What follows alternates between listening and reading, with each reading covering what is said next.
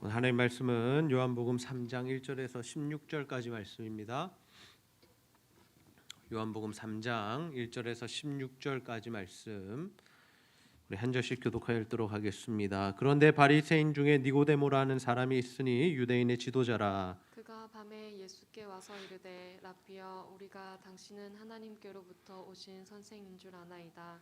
하나님이 함께 하시지 아니하시면 당신이 행하시는 이 표적을 아무도 할 수 없음이니이다. 예수께서 대답하여 이르시되 진실로 진실로 내게 이르노니 사람이 거듭나지 아니하면 하나님 나라를 볼 수 없느니라. 니고데모가 이르되 사람이 늙으면 어떻게 날 수 있사옵나이까? 두 번째 모태에 들어갔다가 날 수 있사옵나이까? 예수께서 대답하시되 진실로 진실로 내게 이르노니 사람이 물과 성령으로 나지 아니하면 하나님의 나라에 들어갈 수 없느니라. 육으로 난 것은 육이요 영으로 난 것은 영이니 내가 내게 거듭나야 하겠다 하는 말을 놀랍게 여기지 말라. 바람이 의미로 불매 내가 그 소리는 들어도 어디서 와서 어디로 가는지 알지 못하나니 성령으로 난 사람도 다 그러하니라. 니고데모가 대답하여 이르되 어찌 그러한 일이 있을 수 있나이까? 예수께서 그에게 대답하여 이르시되 너는 이스라엘의 선생으로서 이러한 것들을 알지 못하느냐? 진실로 진실로 내게 이르노니 우리는 아는 것을 말하고 본 것을 증언하노라.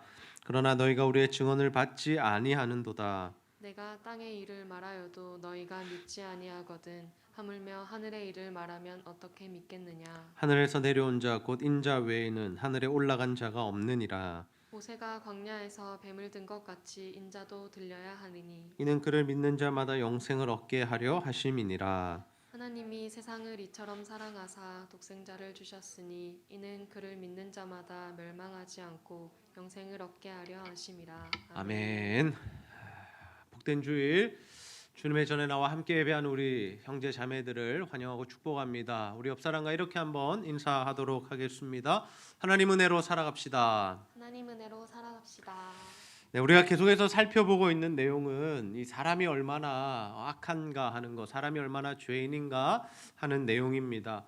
모든 사람이 죄를 범하여 하나님의 영광에 이르지 못했다라고 합니다. 의인은 없고 하나도 없다라는 것이 이 성경의 기록이죠. 그래서 우리의 힘과 능력으로는 하나님께의 구원을 얻을 수 없습니다. 우리가 무엇을 잘한다고 또는 우리의 어떤 조건들이 우리가 모태신앙이라는 것이 우리가 주일 예배에 참여하는 것이 또는 우리가 성경을 몇 독한 것이 또는 우리가 몇 사람을 전도했다라는 것이 우리의 구원의 조건이 되지 않는다라는 거죠. 그렇다면 과연 누가 구원을 얻을 수 있을까요? 누가 과연 이 구원을 받게 되는 것이겠습니까? 성경은 우리에게 단 한 가지를 말씀하고 있습니다. 예수를 믿는 자들은 구원을 얻는다. 예수를 믿는 자만이 구원을 얻는다라고 말씀합니다. 근데 예수를 믿는 것조차도 무엇입니까? 하나님께서 우리들에게 주신 선물이다라는 거죠. 그러니까 하나님께서 우리에게 구원을 베풀어 주시지 않으면 우리는 구원을 얻을 수 있는 존재가 아니다라는 거죠. 여러분에게 한 가지 질문합니다. 여러분은 예수 그리스도를 믿어 구원을 얻으셨습니까? 여러분 예수 그리스도를 믿어 구원을 받으셨습니까? 네, 다들 대답이 없으시죠? 네, 아직 잘 모르겠습니까? 네. 우리는 어떻게 구원을 얻게 되는 것일까요? 오늘 우리가 읽은 본문 말씀에 보면 니고데모라는 사람이 등장합니다. 이 니고데모가 예수님을 찾아가게 되는데요. 우리 요한복음 3장 1절에서 2절 말씀 함께 한번 읽겠습니다. 시작. 그런데 바리새인 중에 니고데모라 하는 사람이 있으니 유대인의 지도자라. 그가 밤에 예수께 와서 이르되 라삐여 우리가 당신은 하나님께로부터 오신 선생인 줄 아나이다. 하나님이 함께 하시지 아니하시면 당신이 행하시는 이 표적을 아무도 할 수 없음이니이다. 아멘. 니고데모는 어떤 사람이라고 합니까? 첫 번째로는 바리새인이고요. 두 번째는 그 중에서도 유대인들의 지도자였다라고 합니다. 그는 굉장히 높은 사람이었고 또 그 당시에 힘이 있고 권력이 있는 사람이었습니다. 우리가 바리새인과 서기관 하면 어떠한 이 편견을 가지고 바라보게 됩니까? 늘 이 신약 성경에 보면 바리새인과 서기관들에게 뭐 화가 있을지로다 하면서 예수님께서 그들을 늘 꾸짖으시죠. 그래서 우리는 그 사람들 나쁜 사람들이라고 생각합니다. 참 그 사람들은 구원받을 수 없는 사람이들이다라고 이렇게 생각을 하죠. 근데 사실 이 바리새인이라는 사람들은 어떤 사람들이냐면 하나님의 말씀대로 살기 위해서 굉장히 몸부림치고 애쓰고 힘을 들였던 사람들입니다. 그래서 이 사람들이 만들어낸 것이 뭐냐? 이 하나님의 말씀, 율법의 말씀을 613개로 세세하게 나누어서 그것들을 지키고 또 그것대로 살려고 애쓰며 노력했던 사람들입니다. 이 바리새인들 중에 누가 있습니까? 사도 바울이 있습니다. 사도 바울이 왜 예수 믿는 사람들을 핍박했느냐? 바로 여기에 근거했다라는 거죠. 자신이 믿는 그 하나님, 자신이 배운 율법 613개 이 말씀대로 살아야 하는데 저들이 그렇게 살지 않고 그러면서 예수를 자꾸 하나님의 아들이라 그러고 예수 믿으면 구원받는다 그러니까 이 사도 바울은 참을 수가 없었던 겁니다. 내가 믿는 하나님의 이름을 모욕하는 저자들을 참을 수가 없었던 겁니다. 그래서 예수 믿는 사람들 핍박했고 감옥에 가두고 이런 일들을 했다라는 거죠. 바리새인에게는 엄청난 열심이 있었고 하나님 말씀을 지키고자 하는 노력들이 있었다라는 거죠. 그랬던 니고데모입니다. 그 삶의 중심에 있었던 그 바리새인의 중심에 있었던 자가 바로 이 니고데모죠. 근데 이 니고데모가 예수님을 찾아온 이유가 뭘까요? 왜 예수님을 찾아왔을까요? 예수님이 행하시는 표적들을 보니까 이게 보통 사람이 아닌 겁니다. 알아본 거죠. 예수님을 어떻게 알아본 겁니까? 당신 하나님이 함께 하시는 분이시군요. 이 사람의 능력으로 행할 일들이 아니라는 것을 니고데모가 알아보고 예수님께 나아갑니다. 참으로 칭찬받을 만한 일입니다. 우리도 그렇지 않습니까? 예수를 믿기 전에 예수가 어떤 분인지 궁금해서 성경을 읽는 사람들이 있고 또 교회를 찾아오는 사람들이 있습니다. 우리가 그러한 부분들을 굉장히 칭찬해 주어야 합니다. 우리가 예수를 믿는다라는 것은 구도자의 삶을 사는 겁니다. 정말 이 복음이 뭐냐, 진리가 뭐냐 이것에 대해서 궁금해하고 연구하고 알아보고 공부하는 삶을 살아야 한다라는 거죠. 그런 면에서 볼 때 니고데모는 참 훌륭한 사람이었습니다. 그런데 그가 예수님을 찾아오는데 언제 찾아왔다라고 기록이 되어 있습니까? 밤에 찾아왔다라고 합니다. 그가 밤에 찾아온 이유가 무엇일까요? 직장 다니니까 직장 생활 다 하고 저녁 먹고 이제 좀 예수님 좀 찾아가 볼까? 마실 가서 예수님 좀 만나 볼까 하는 느낌으로 온 것이 아니라 이 당시에 니고데모가 예수님을 밤에 찾을 수밖에 없었던 이유는 낮에 자신이 예수님을 만나고 예수님과 대화하고 예수님과 어떤 교류를 하는 것이 사람들에게 보여지면 자신과 함께했던 그 바리새인들과 유대 지도자들에게 알려지면 좋을 것이 없었기 때문이죠. 자신이 쌓아왔던 명예, 자신이 가진 힘과 권력을 한순간에 빼앗길 수도 있고 무너질 수도 있는 상황이었기 때문에 그는 예수님을 몰래 찾아온 겁니다. 사람들이 보지 않을 때 혼자 숨어서 예수님을 찾아왔다라는 거죠. 이것이 바로 니고데모의 한계입니다. 예수님을 찾아온 것은 참 잘한 일이지만 뭡니까? 지금 자신이 붙들고 있는 그것들, 이 생에 어떤 자신을 증명해주고 힘이 되어주는 그것들을 포기할 준비가 되지 않았다라는 거죠. 예수님과 그것을 바꾸고자 하는 마음은 없었다라는 겁니다. 혹시 우리 안에도 이러한 한계가 있지 않습니까? 예수를 믿는다는 것은 무엇을 의미할까요? 우리가 예수를 믿는다는 것은 우리의 생각과 가치관과 우선순위와 삶을 모두 다 변화시키는 것을 의미합니다. 이 세상에 우리의 집중되어 있었던 그 모든 생각들 그리고 이 세상에서 잘 살고자 했던 우리의 모든 가치관들이 변하여 어디로 가는 겁니까? 하나님 나라로 그 가치관과 생각들이 이동하는 겁니다. 그래서 우리가 이 세상에 목숨 거는 것이 아니라 하나님 나라에 목숨 거는 것이고 나에 대하여 목숨 거는 것이 아니라 하나님을 향하여 목숨을 거는 것이 예수를 믿는 일이다라는 거죠. 그래서 천국 비유에 어떤 말씀이 등장하냐면 한 사람이 길을 가다가 밭에서 보화를 발견했다라고 합니다.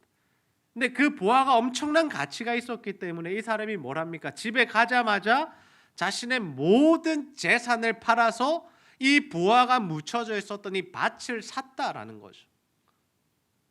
이 밭의 가격이 비싼 게 아닙니다. 이 땅값이 비쌌던 것이 아닙니다. 자신이 가진 재산이 훨씬 더 큰 가치였습니다. 근데 왜 그 밭을 사느냐?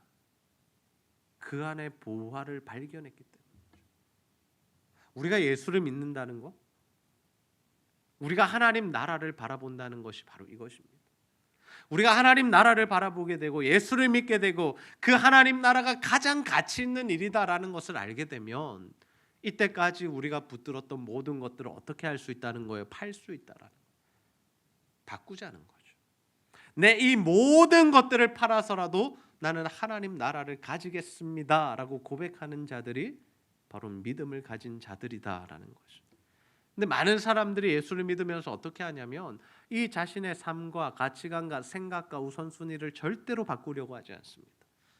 무슨 의미냐? 내가 이때까지 누리는 것, 내 손에 잡은 것들 다 그대로 잡은 채로 예수님이라는 복, 예수님이 주시는 구원, 예수님이 베푸시는 은혜를 더하기 원한다라는 것, 추가로 받기 원한다라는 것이죠. 내가 가진 것들 그래서 포기하지 않습니다. 예수를 믿으면 무언가를 포기해야 된다고 할 때 그것을 포기하고 싶어 하지는 않는다라는 거죠. 그냥 나는 예수를 믿고 하나님께 복도 받고 천국도 가고 싶지, 내 삶에 어떤 변화가 일어난다거나 내가 뭘 포기해야 된다라거나 무슨 갈등을 일으킨다라거나 무슨 손해를 보고 싶어 하지는 않는다라는 거죠. 그래서 예수 믿는 사람들이라고 자신은 예수 믿는다라고 이야기하지만 많은 사람들이 어떤 삶을 사냐면 세상 사람들과 똑같은 삶을 사는 겁니다. 구별이 안 되는 거예요. 똑같은 모습이에요. 세상 사람들이 추구하는 거 똑같이 추구하고 세상 사람들이 가치 있게 여기는 것들에 똑같이 가치를 주고, 하나님은 추가로 받는 은혜지 하나님이 복이 되시고 하나님이 내 인생의 모든 것이 되시지는 않는다라는 거죠. 혹시 우리는 어떻게 예수를 믿고 있습니까?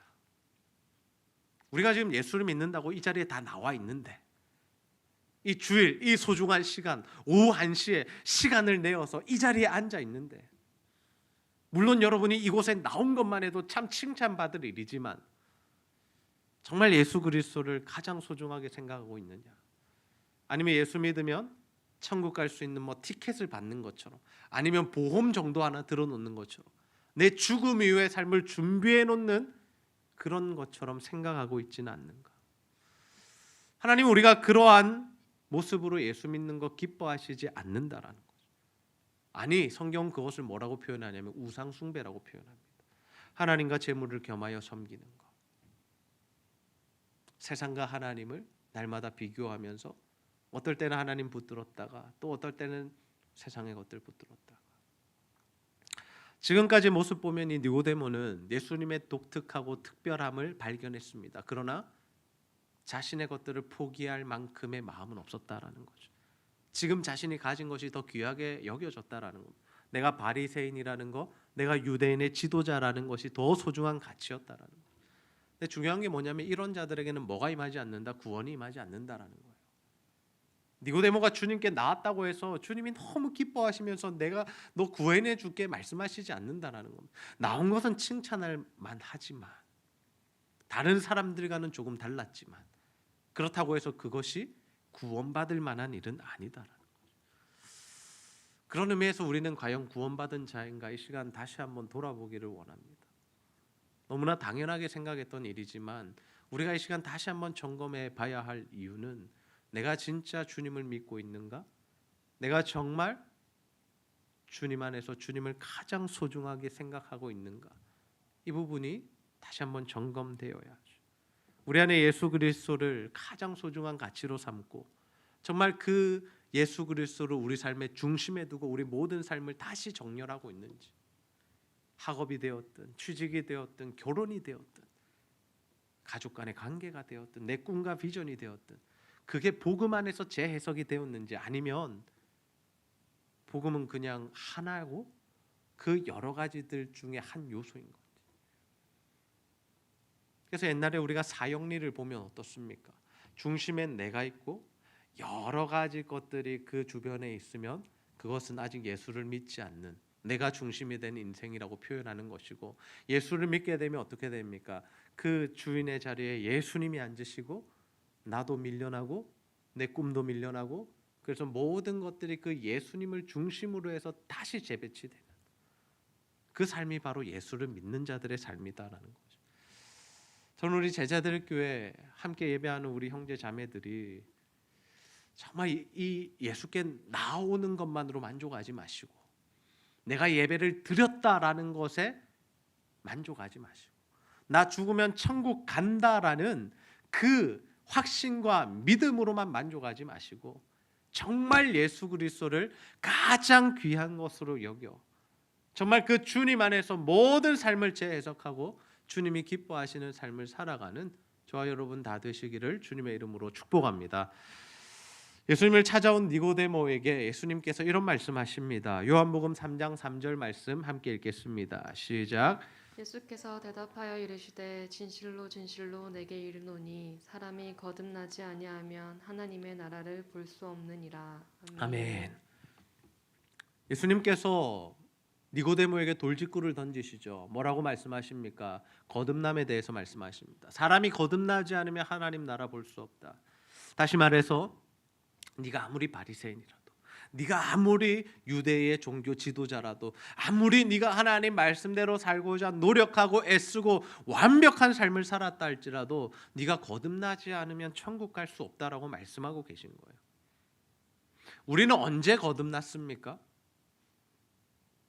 여러분 언제 거듭남을 체험하셨나요? 거듭남이 뭔지 설명해 드릴게요. 거듭남은 뭐냐면 하늘로부터 성령이 우리에게 임하는 것이 거듭나는 겁니다.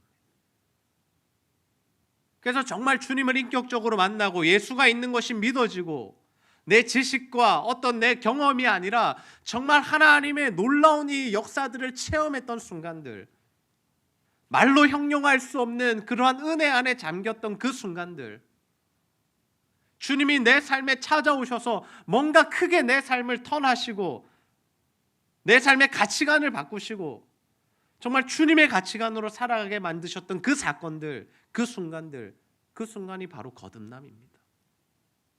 이 거듭남이 우리에게 필요하죠. 요한복음 3장 5절에 보시면 예수께서 대답하시되 진실로 진실로 내게 이르노니 사람이 물과 성령으로 나지 아니하면 하나님의 나라에 들어갈 수 없느니라.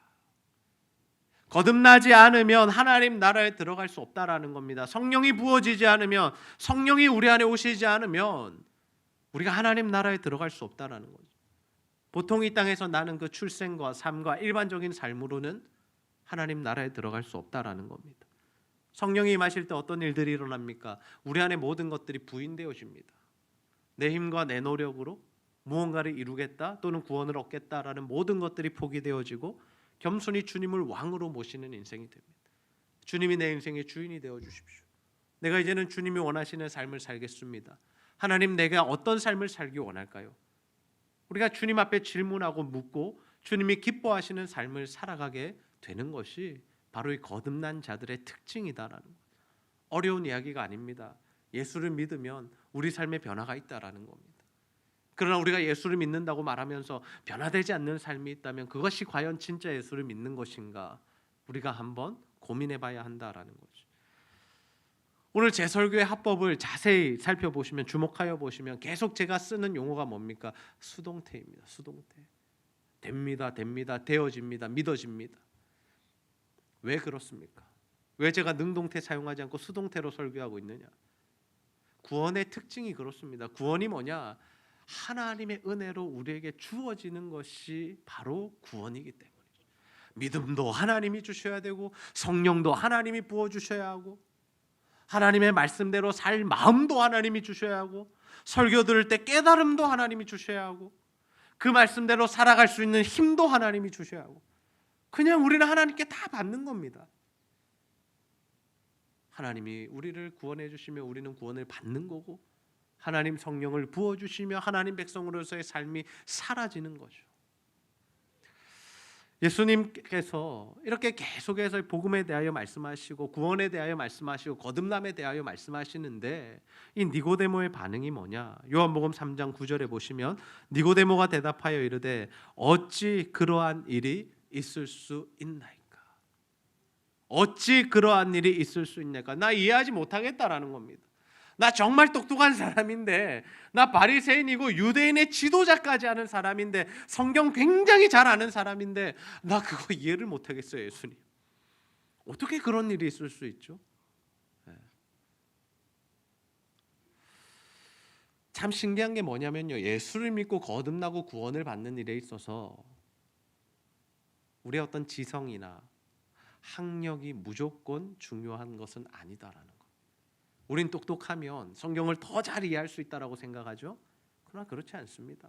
굉장히 똑똑한 사람들, 석학들도 하나님의 말씀을 읽고 성경을 연구하지만 연구에 그치는 경우가 많다라는 거죠. 이 복음을 받아들이고 영접하지 못하는 경우가 있다라는 거예요.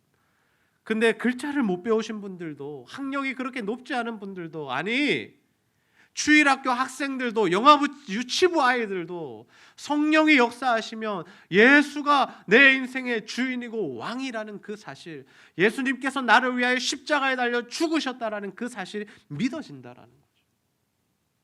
그러니까 우리가 구원받는 것은 성령의 역사지.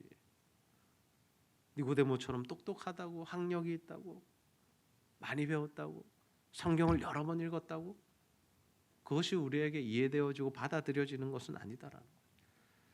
그러니까 성령을 통해서 거듭난 사람들의 특징은 뭐냐면 바로 믿음으로 사는 겁니다. 믿음으로 사는 것. 마음이 변하고 존재 자체가 변했기 때문에 이제는 믿음의 삶을 사는 거죠. 그래서 우리가 물과 성령으로 거듭나는 게 과연 뭐냐라고 했을 때 이 에스겔의 말씀을 잘 살펴보아야 합니다. 에스겔서 36장 24절에서 27절 함께 읽겠습니다. 시작.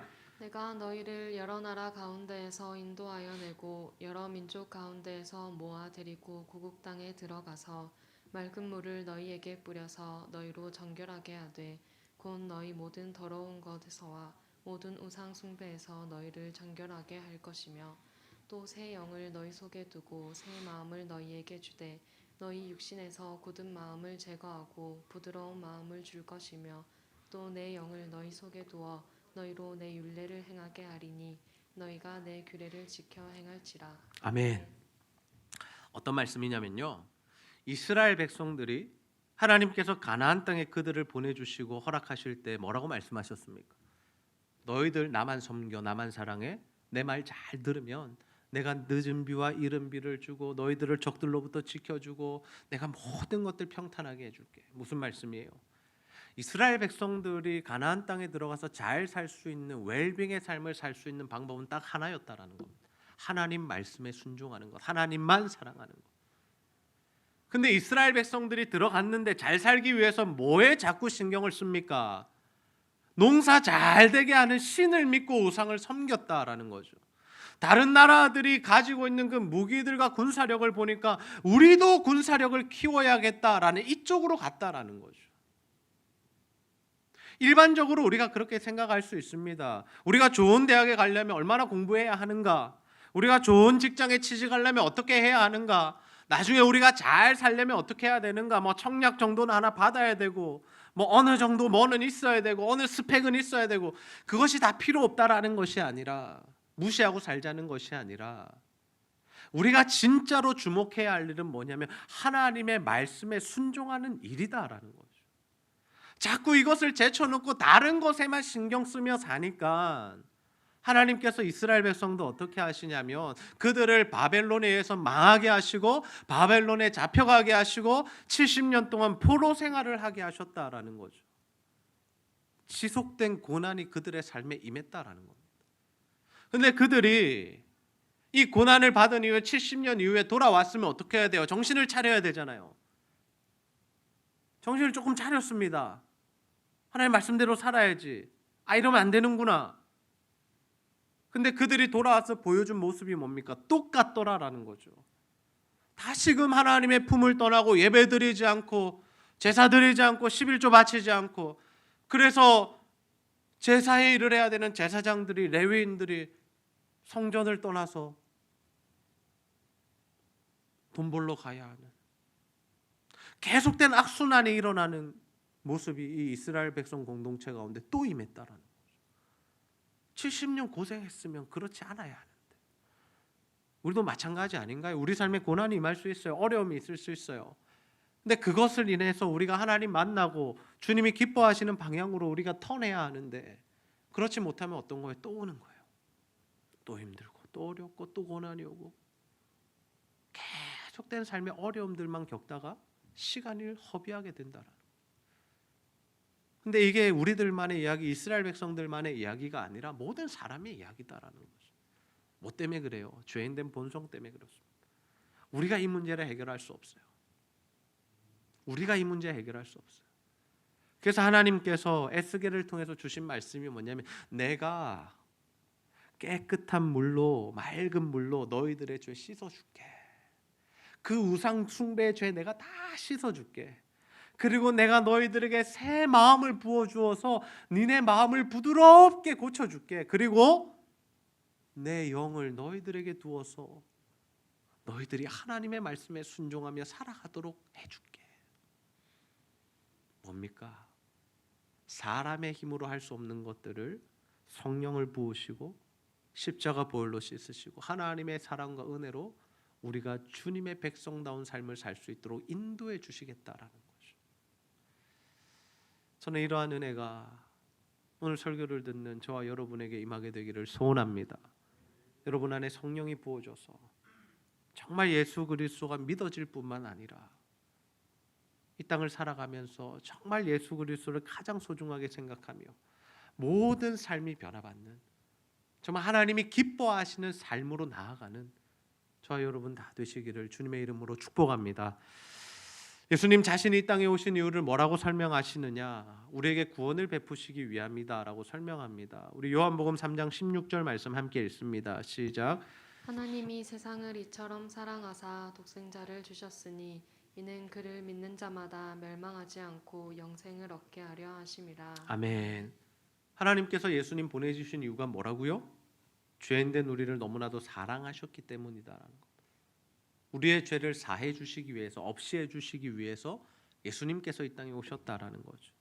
근데 그 예수님께서 자신이 가야 할 길을 분명히 알고 계셨습니다.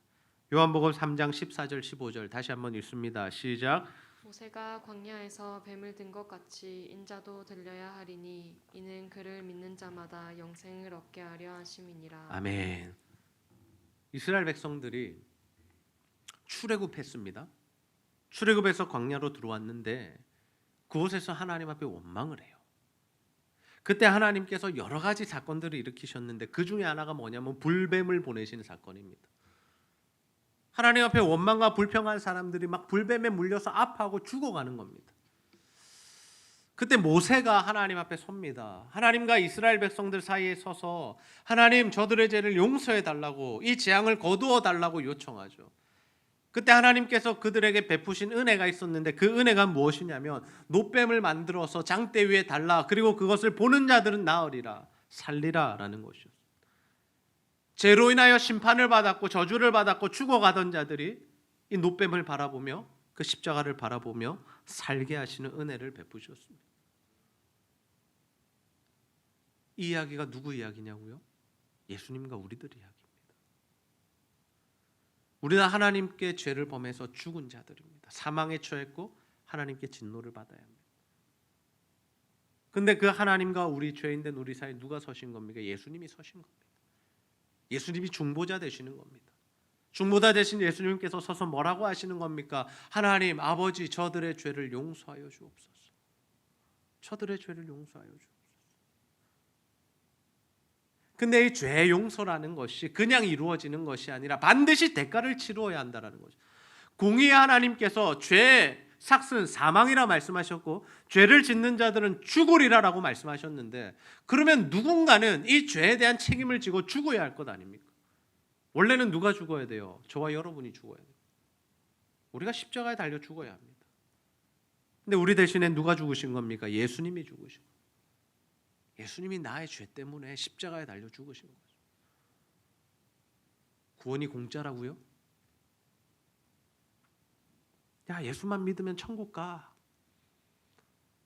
그렇게 쉽게 이야기할 수 있는 내용이 아니다라는 거죠.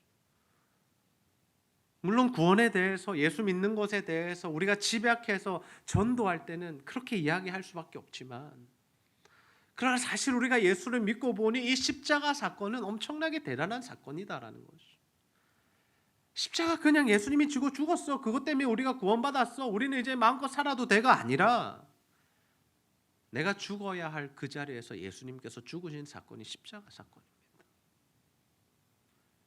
우리가 어떻게 이 십자가를 가볍게 여길 수 있습니까? 우리가 어찌 이 십자가를 잊고 살 수 있습니까? 어찌 고난 주간에만 우리가 십자가 묵상하고 끝날 수 있습니까? 그래서 예수를 진짜 제대로 믿은 사람들은 어떤 삶을 사냐면 십자가를 붙드는 삶을 삽니다. 십자가를 붙드는 삶을 삽니다. 십자가를 바라보고 묵상하고 십자가만이 자랑이 되고 예수만이 자신의 인생의 유일한 목적과 이유가 되는 것이죠. 사도 바울이 예수님 만나고 십자가를 경험하고 뭐라고 고백합니까? 내가 가진 모든 것들 해롭게 여길 뿐더러 배설물로 여긴다라고 고백하죠. 그리고 한마디 더 하는데 그게 뭐냐? 나는 예수를 아는 지식을 가장 고상하게 생각한다. 내가 예수를 믿어서 구원받은 것이 가장 소중한 일이고 나는 이것 때문에 사는 거고 나는 이것을 가장 소중하게 생각하고 나는 이것만을 위해서 살겠다라는 것이 사도 바울의 고백이었다라는 거죠. 구원은 죽어서 천국에 가는 것만 의미하지 않습니다. 물론 그런 영역이 있습니다. 무슨 의미냐? 우리가 예수를 믿고 구원의 확신을 가지고 죽어서 영원한 하나님 나라에 들어가는 그 천국 소망을 가지고 살아가야 합니다. 구원에 대한 확신이 있어야 돼요. 아, 나 죽으면 천국 갈 수 있나? 이러시면 안 돼요. 이때까지 예수 믿으면서 뭐 착하게 살아야 구원받는 거 아니에요? 이런 말 하지 마세요. 예수를 믿으면 구원을 받아요. 내 안에 예수가 믿어지면 나는 하나님 나라 백성이 된 겁니다. 그와 아울러서 우리 안에 있어야 될 구원의 개념이 뭐냐면 내가 예수를 믿는 순간, 내가 거듭나는 순간 우리에게 뭐가 임하는 거예요? 하나님의 나라가 임하는 겁니다. 죽어서만 가는 하나님의 나라가 아니라 이 땅에서 살아가야 하는 하나님 나라가 우리에게 임한 거예요. 그럼 우리는 어떤 존재입니까? 이 땅에 살아가지만, 이 땅에 발붙이고 살아가지만 우리는 하나님 나라에 속한 자들이죠. 그래서 우리를 뭐라고 부르냐면 나그네라고 부르는 겁니다. 성경에서 이 나그네라는 개념이 그래서 등장하는 거예요. 왜 하나님께서 믿음의 족장들을 나그네 삶을 살게 하셨느냐? 바로 이것 때문입니다. 우리는 하나님 나라 백성이고 하나님 나라가 본향이고 하나님 나라에 돌아가서 영원토록 살 존재이기 때문에 이 땅에서 어떻게 살라고? 나그네처럼 살라고. 제발 목숨 걸지 말고 눈을 땅에만 두고 이것만 바라보며 이것 때문에 좋아하고 낙심하고 이것 때문에 힘들었다가 이것 때문에 좋아졌다 그러지 말고 늘 하늘을 바라보고 하나님 나라를 생각하고 내가 돌아갈 곳이 저곳이구나. 내가 이 땅에 사는 것도 내가 저곳을 잘 준비하는 삶을 살아야겠구나. 그 변화가 있어야 되죠. 예수님만이 길이요 진리요 생명 되십니다. 요한복음 14장 6절 보시면 예수께서 이르시되 내가 곧 길이요 진리요 생명이니 나로 말미암지 않고는 아버지께로 올 자가 없느니라. 여러분 뭘 붙들고 사세요? 뭐가 여러분의 자랑거리입니까? 사람들에게 나를 어떻게 소개합니까? 예수님만이 길이요 진리요 생명 되십니다. 이것보다 귀한 것이 없고 우리가 붙들 것은 바로 이것밖에 없다라는 거죠. 예수님보다 자신이 가진 것들을 더 소중하게 생각했던 그 니고데모가 어떻게 변했을까요? 어떤 변화를 경험했을까요? 요한복음 3장엔 나오지 않는데요. 요한복음 19장에 그 말씀이 나옵니다. 우리 요한복음 19장 39절 40절 말씀 함께 읽어보겠습니다. 시작. 일찍이 예수께 밤에 찾아왔던 니고데모도 물약과 침향 섞은 것을 100리틀아쯤 가지고 온지라. 이에 예수의 시체에 가져다가 유대인의 장례법대로 그 향품과 함께 세마포로 쌌더라. 아멘. 니고데모가 예수님 만나고 예수님이 믿어진 것 같아요. 그래서 지금 어떤 삶을 살아요? 예수님의 십자가에 동참하는 삶을 삽니다. 이때 예수님 십자가에 달려 죽으셨다는 건 뭐냐면 그 당시 최고의 형벌을 받으신 거고 정치범, 휴학범, 뭐 옆에 달리는 사람들 강도들이었죠. 그 정도 취급을 받으신 겁니다. 그래서 십자가에 달린 사람은 장례를 잘 해주지 않습니다. 그냥 시체를 버리는 게 관습이었어요. 근데 예수님 그것 때문에 죽으신 것 아니잖아요. 예수님께서 자신의 죄 때문에 죽으셨다면 그런 취급을 받으셔도 마땅하지만 예수님 죄가 없으신 분인데 우리들의 죄를 위하여 십자가 지셨잖아요. 그것이 깨달아진 사람들이 지금 뭘 하고 있는 거예요? 예수님의 장례를 하고 있는 거죠. 아리마대 요셉이 예수님을 장례합니다.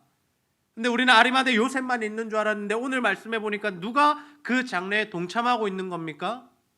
니고데모가 동참하고 있는 거예요. 모략과 침향을 사온 겁니다. 자신의 돈을 들여서 예수님의 십자가를 따르고 있는 거예요. 그리고 지금 이 니고데모가 뭘 포기한 겁니까? 자신의 그 명예와 힘과 권력들을 포기한 겁니다. 자신과 함께 했던 사람들이 바리새인이고 유대의 종교 지도자들이었습니다. 그들이 예수를 죽였습니다. 근데 지금 이 니고데모가 어디 편에 선 겁니까? 그들 반대편에 선 겁니다. 그 말은 뭡니까? 나도 죽을 수 있다라는 거죠. 예수님 죽일 정도의 힘을 가진 자들인데 이제는 내가 예수님 편에 서게 되면 나도 그 죽임을 당할 수 있다는. 근데 그게 이제 두렵지 않은 거예요. 그게 두렵지 않은 겁니다. 왕따 당하는 거 두렵지 않은 겁니다. 손해를 보는 거 두렵지 않은 겁니다. 거지가 되는 것, 한순간에 자신이 쌓은 모든 업적들이 무너지는 것 이제 두렵지 않은 겁니다. 그에게 믿음이 생겼기 때문에. 우리는 어떻습니까? 뭐가 두렵습니까? 우리는 왜 나가서 예수 믿는다고 말하지 못합니까? 왜 사람들에게 우리는 복음을 전하지 못합니까? 왜 친구들에게 교회 나오라고 말하지 못합니까? 코로나 시국에 점점 교회가 안 좋은 이미지로 변하자 왜 자신이 예수 믿는 것을 숨기고 있나요? 왜 한 수 접어줍니까? 뭐 때문에요?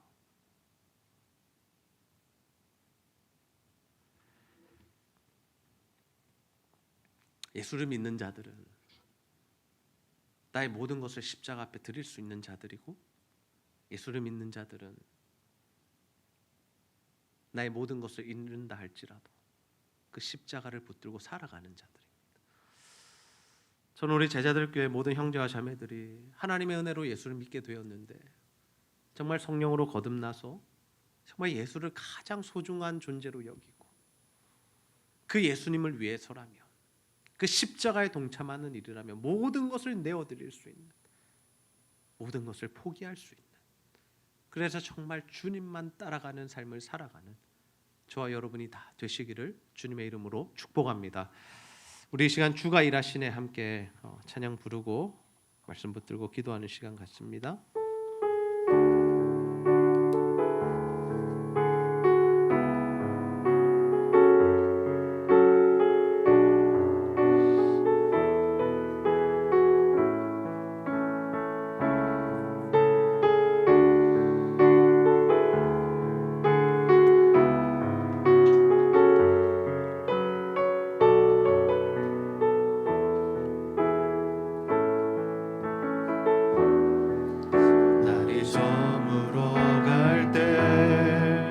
빈들에서 걸을 때 그때가 하나님의 때 내 힘으로 안 될 때 빈손으로 걸을 때 내가 고백해 여호와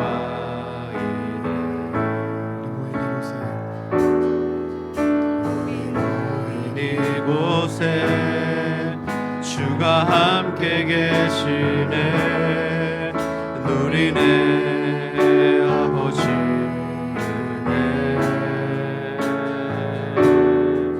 적은 떡과 물고기 내 모든 걸 드릴 때 모두 고백해 여호와 주가 일하시네 주가 일하시네 주께 아끼지 않는 자에게 주가 일하시네 주가 일하시네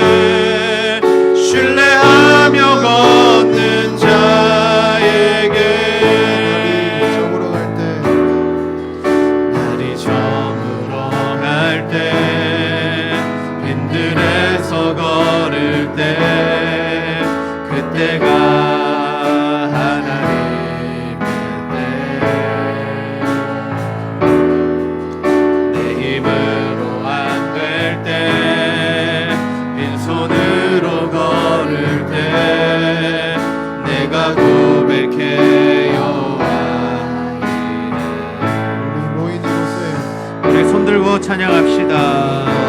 이곳에 주님 함께 계시네. 우리네 아버지네. 적은 떡과 물고기 내 모든 걸 드릴 때 모두 고백해 여호와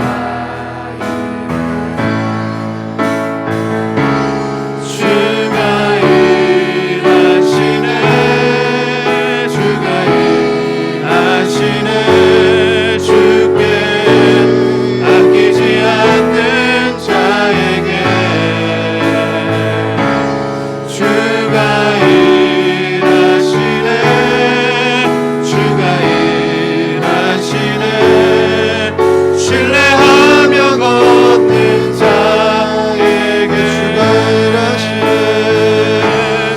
주가 일하시네. 주가 일하시네. 주가 일하시네. 주께 아끼지 않는 자에게 주가 일하시네. 주가 일하시네.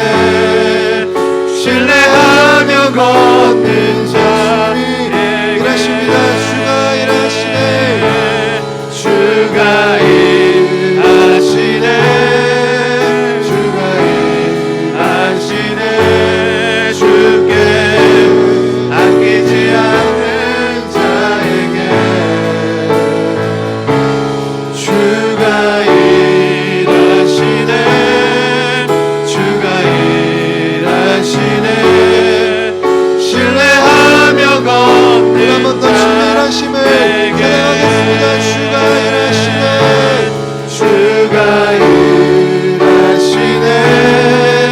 주가 일하시네. 주께 아끼지 않는 자에게 주가 일하시네. 주가 일하시네. 신뢰하며 걷는 자에게 신뢰하며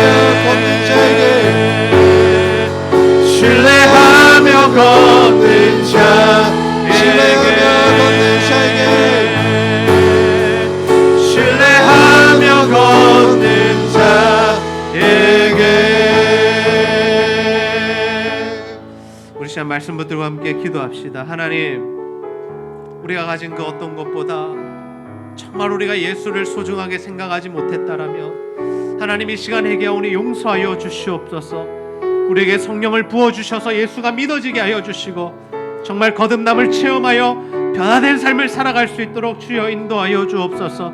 우리를 대신하여 십자가에 달려 죽으신 예수 그리스도를 날마다 묵상하고 바라보며 우리도 이제는 그 십자가 붙들고 살아갈 수 있도록 십자가를 따라가는 삶을 살 수 있도록 나의 모든 것들을 드릴 수 있는, 나의 모든 것들을 포기할 수 있는 그 믿음으로 주님 앞에 살아가게 해달라고 우리 하나님 말씀 붙들고 그 말씀 우리의 삶 가운데 이루어지게 해달라고 간절히 하나님 앞에 기도하도록 하겠습니다.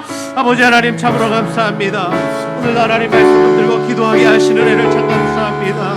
아버지 아직도 하나님 나의 어떠한 것이 나의 소유가 예수 그리스도보다 소중하고 귀하게 여겨진다면 하나님 이 시간에 겨울이 용서하여 주옵소서. 내 삶의 주인 되어주시고 내 삶의 가장 소중한 가치가 되어주시고 하나님 내 삶의 우선순위가 되어 주옵소서. 오직 하나님만 사랑하게 하시고 하나님만 섬기게 하시고 주의 말씀에 순종하는 삶을 살아가게 하시고 하나님 그 일을 위하여 하나님 우리들에게 성령을 부어주시기를 원합니다. 하나님 예수가 믿어지는 일을 하여주시고 아버지 우리의 생각과 모든 가치가 되하여 주님을 따르는 우리의 인생이 되게 하여 주옵소서. 하나님 아버지 부끄러워서 우리의 거듭남을 체험하게 하여 주옵소서. 주여 새로운 삶을 허락하여 하나님 새로운 가치가 허락하여 주시고 전혀 다른 인생을 살아가게 하여 주옵소서. 아버지 우리를 대신하여 십자가에 달려 죽으신 그 예수 그리스도를 바라봅니다. 하나님 날마다 십자가를 묵상케 하시고 십자가를 따라가는 우리의 삶이 되게 하여 주옵소서. 하나님 우리의 모든 것을 드릴 수 있는 믿음의 사람들이 되기를 소원하오니 아버지 하나님 도와주옵소서. 하나님 아버지, 하나님의 은혜로 우리를 구원해 주시고 하나님의 백성 삼아 주시고 또 이렇게 믿음을 주셔서 예수를 주로 고백하고 정말 하나님 안에서 신앙생활하며 살아갈 수 있는 은혜를 도와여 주신 것 너무나 감사합니다. 그러나 아직까지도 우리 안에 예수님보다 더 소중한 것들이 있다면, 주님보다 더 사랑하는 것들이 있다면 이 시간 회개하오니 용서하여 주시옵소서. 이제는 정말 성령 하나님 우리 가운데 강력하게 임하여 주셔서 예수가 믿어질 뿐만 아니라 우리의 모든 삶의 가치관이 변화되어 주님만을 섬기며 주님만을 사랑하며 주님을 우선에 두고 살아가는 우리의 삶이 될 수 있도록 주님 역사하시고 인도하여 주시옵소서. 날마다 예수 그리스도의 십자가를 바라보며 묵상케 하여 주시고 그 십자가를 자랑하게 하여 주시고 그 십자가를 따라가되 우리의 모든 것과 모든 것을 아끼지 않고 드릴 수 있는, 또 모든 것들을 과감히 포기하고 내려놓을 수 있는 우리의 삶이 될 수 있도록 하나님 도우시고 함께하여 주시옵소서. 오늘도 우리 성도들 가운데 육신과 영혼의 질병과 여러 가지 삶의 문제, 어려움과 아픔들로 고민거리들로 신음하는 자들이 있다면 주님 이 시간 찾아와 주시고 예수 십자가 보혈의 능력으로 깨끗하게 고치시고 회복시켜 주시옵소서. 오늘도 예배 나온 모든 자들 위해 주의 은혜를 더하여 주시고 하나님과 교회와 성도를 사랑하려 드리는 모든 물질과 헌신 주님 기쁘게 받으시고 배로 갚아 주시옵소서. 감사드리며 예수님의 이름으로 기도하옵나이다. 아멘.